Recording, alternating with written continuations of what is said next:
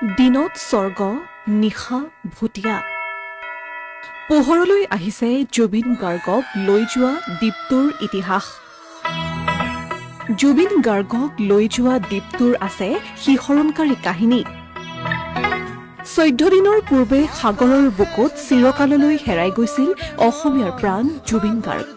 সময় পাৰ হোৱাৰ লগে লগে পোহৰলৈ আহিছে প্ৰাণৰ শিল্পী জুবিন গাৰ্গৰ মৃত্যুক লৈ কেতবোৰ গাৰ্নুম হিয়ৰি উঠা তথ্য জুবিন গাৰ্গে সাঁতোৰা সেই দ্বীপটোৰ বিষয়ে কিছু তথ্য পোহৰলৈ আহিছে দ্বীপটোৰ নাম লাজাৰাছ লোকবিশ্বাস মতে লাজাৰাছ মানে জীৱনৰ পুনৰুদ্ধাৰ অৰ্থাৎ মৃত্যুৰ পৰা জীৱন পুনৰদানৰ প্ৰতীক সিংগাপুৰৰ দক্ষিণ উপকূলৰ ওচৰত অৱস্থিত লাজাৰাছ দ্বীপ নাৰিকল গছেৰে আবৃত মৰুভূমি সমৃদ্ধ এই দ্বীপটোৰ সৌন্দৰ্যৰ আঁৰত আছে এক অন্ধকাৰময় ইতিহাস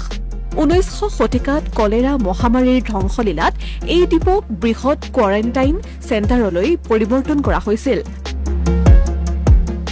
অসুস্থ লোকসকলক দ্বীপটোতে কোৱাৰেণ্টাইন কৰা হৈছিল তেওঁলোকৰ বহুতে কেতিয়াও সেই ঠাইৰ পৰা উভতি আহিব নোৱাৰিলে তেওঁলোকৰ কাহিনী সেই মাটিতেই শেষ হৈ পৰিছিল অৰ্থাৎ বহু লোকে সেই দ্বীপটোতে মৃত্যুবৰণ কৰিছিল লাজাৰাছ দ্বীপটো বহু দিনৰ পৰা সমাধিস্থলীৰূপে ব্যৱহাৰ কৰি অহা হৈছে কেৱল এয়াই নহয় দ্বীপটো সিংগাপুৰ কাৰাগাৰৰ ইতিহাসৰ সৈতেও জড়িত এই ঠাইখিনি মাথো বেমাৰৰ বাবেই নহয় এটা সময়ত শাস্তি আৰু নিৰ্বাসনৰ বাবেও ব্যৱহাৰ কৰিছিল 1902 চনত সেই ঠাইত মৰিশালীত এক ভয়াৱহ জুই লাগি সম্পূৰ্ণ মৰিশালীৰ লগতে গছ-গছনিসমূহো ধ্বংস হৈ পৰিছিল 1914 চনত পুনৰ মৰিশালীত ভয়ংকৰ জুই লাগিছিল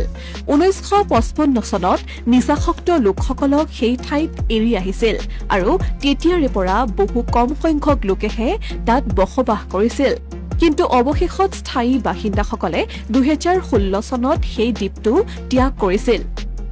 আৰু ক্ৰমাৎ লাজাৰাছ দ্বীপটো পৰিণত হৈছিল এক জনবসতিশূন্য ঠাইলৈ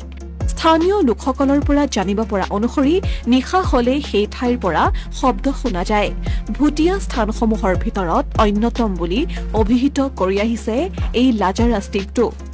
দিনৰ পোহৰত দ্বীপটো স্বৰ্গৰ দৰে সৌন্দৰ্যময় হৈ পৰে কিন্তু সূৰ্য অস্ত যোৱাৰ পাছতেই তাত কোনো মানুহ দেখিবলৈ পোৱা নাযায় একাংশ স্থানীয় লোকৰ প্ৰবাদ অনুসৰি লাজাৰাছ হৈছে সৌন্দৰ্যৰ আঁৰত দুখ লুকাই থকা একাংশ আত্মাৰ বসতিস্থল তেওঁলোকে মৃতসকলৰ আত্মাৰ বিচৰণস্থলী হিচাপে সেই দ্বীপটো গণ্য কৰে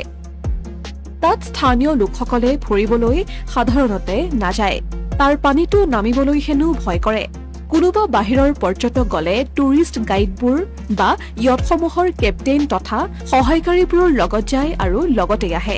এয়াই হৈছে লাজাৰাছ দ্বীপৰ ইতিহাস এতিয়া মনত এটাই প্ৰশ্ন উত্থাপন হৈছে এনে এটা দ্বীপলৈ জুবিন গাৰ্গক কিয় লৈ গৈছিল সেই ঠাইৰ স্থানীয় অসমীয়া লোক কেইজনে এইখিনি কথা জনা নাছিল নেকি অসমীয়াৰ প্ৰাণৰ মূল্যৱান শিল্পীগৰাকীক কিয় লৈ গৈছিল সেই নিৰ্জন দ্বীপটোলৈ অতি শীঘ্ৰেই পোহৰলৈ আহিব লাগে এই সকলো তথ্য অসমীয়া প্ৰতিদিন ডিজিটেল ডেস্ক